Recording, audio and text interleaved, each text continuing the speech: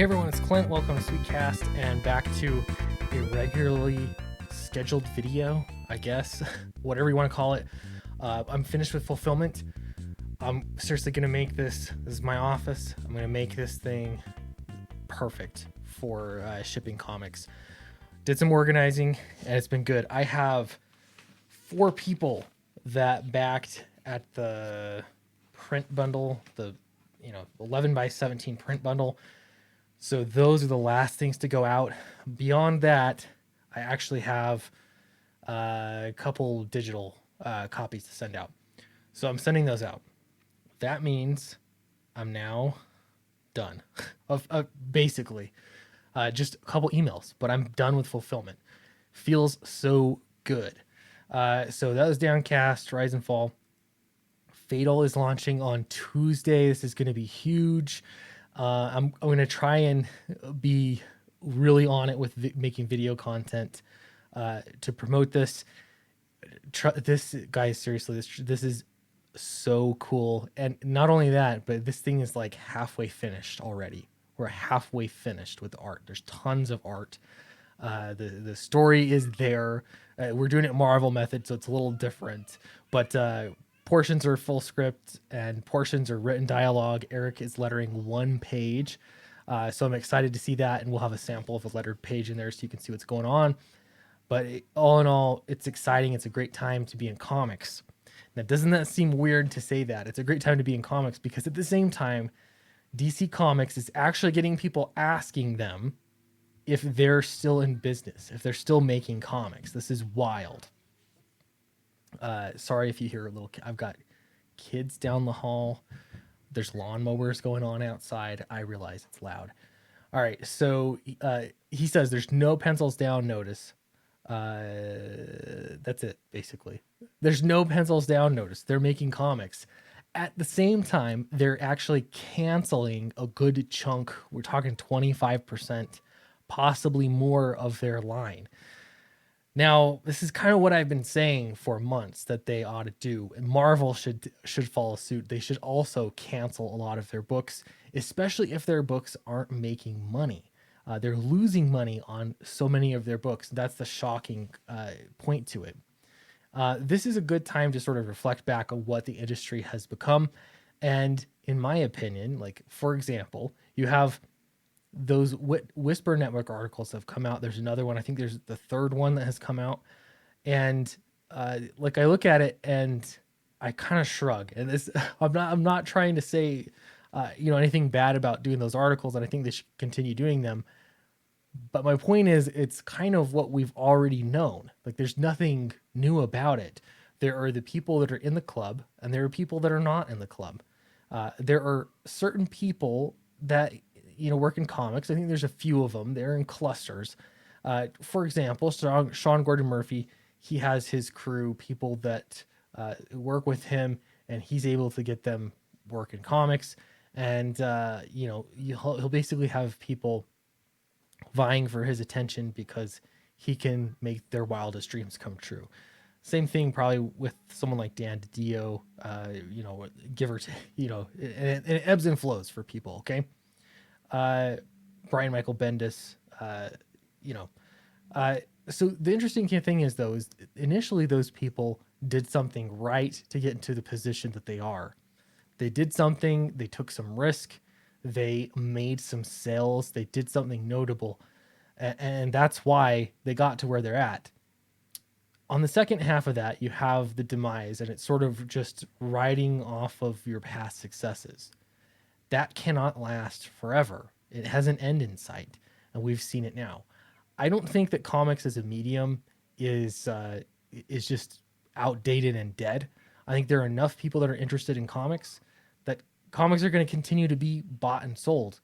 They're just not interested in these comics. They want something fresh, something new, something exciting, something that we've seen in comics in the past, just not currently.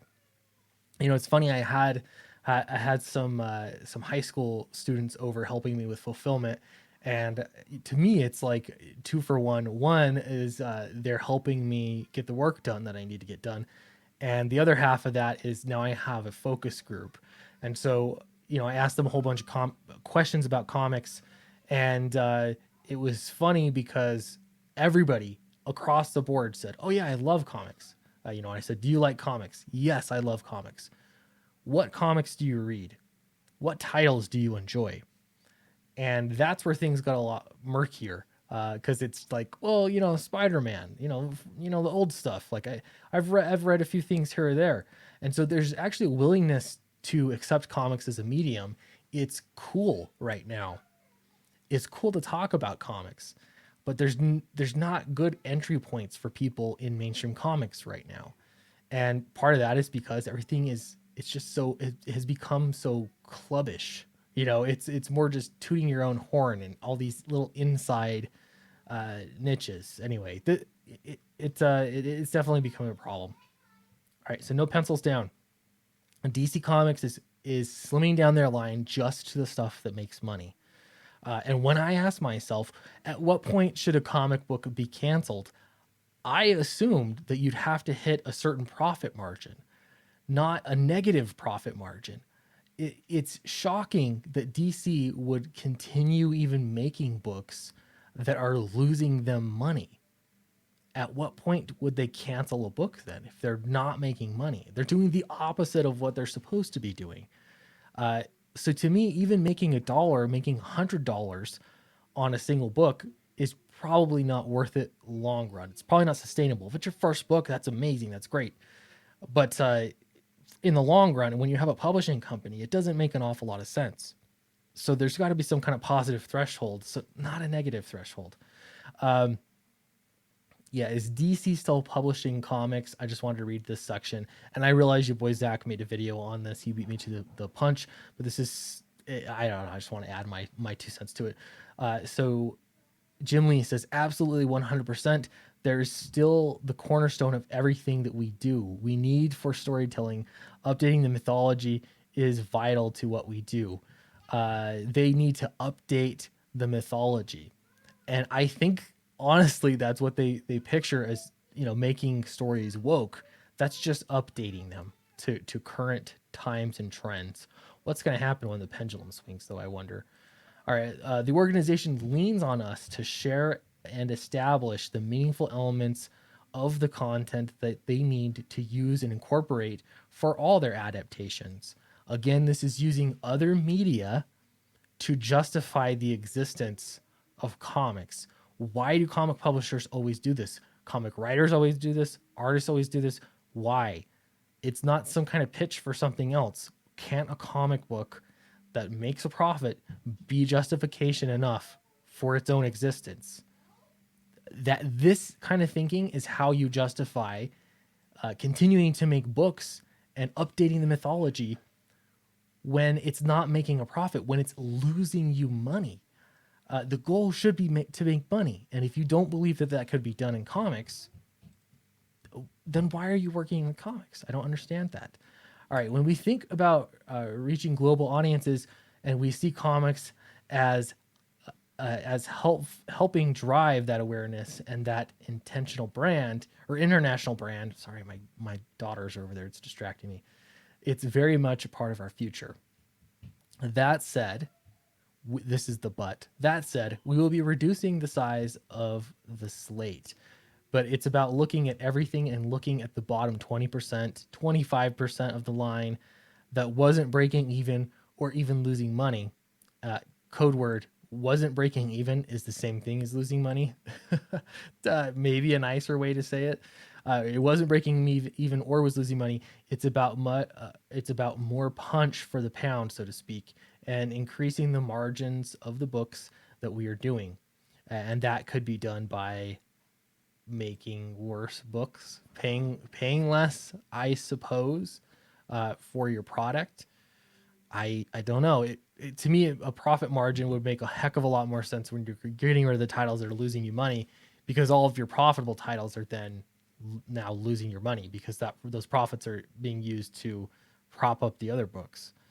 All right, so it was about aligning the books to the franchise brand content we've developed and making sure that every book we put out for a reason. It's kind of sad to say, that they're admitting that they weren't putting books out for a reason before. My goodness, that's crazy to me. It's such an endeavor to publish one title, uh, one ongoing title for that matter, one graphic novel for that matter, that to do it so haphazardly, to do it for just for the sake of doing it, or maybe, just maybe, because there are deals, friendships, negotiations behind the scenes, like I mentioned at the beginning of this video, that mean you owe someone a favor, therefore you're going to get them book. You want to do someone a favor, you feel like it'll make you look like a good person, so on and so on. If you give your buddy a deal and get them to write a comic book, regardless if that book is going to sell or not. And I think honestly that is a much bigger problem in the industry than anybody's willing to admit.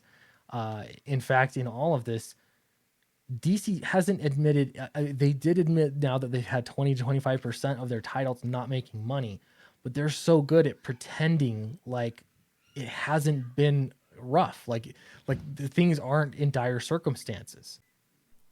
All right, I stopped the video. I'm re-recording.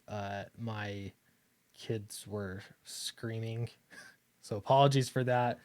I We're gonna go with it though, because it's my anniversary today. I've got things to do. Essentially, DC's in a hard position right now. It'll be interesting to see where things go. I'm going to keep my eye on it. All these notices of cancellations have come awfully quickly after there had been announcements of layoffs at DC. Titles are being canceled now.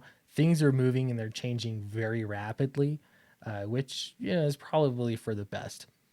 In the meantime, indie comics are still alive and well. In fact, honestly, I think indie comics are better than they've ever been. The kind of nice thing of rolling it back rather than starting with all these titles that you need to just upkeep because they exist, so therefore they should continue to exist. You're starting from ground zero. You're starting with nothing, and everything that you build, every title, every book you put out, you have to do a cost analysis and figure out if it's really going to make sense. And I don't know, as I'm kind of thinking about this, Fatal's the book right now, but I've got to be thinking down the road too. What's the next book I should be doing? Is it Clint Stoker's Dracula? Is it Downcast 3? Is it something entirely different? Uh, these are all the things that I'm sort of weighing. So let me know your thoughts in the comments below.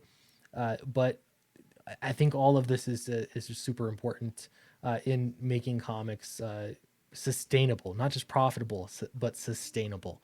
And I honestly, I hope that the mainstream industry can figure out a way to stabilize. But honestly, they're going to become a lot more of a smaller force in the market than they have been. So that'll be a massive change. Anyway, thanks for watching. Appreciate you.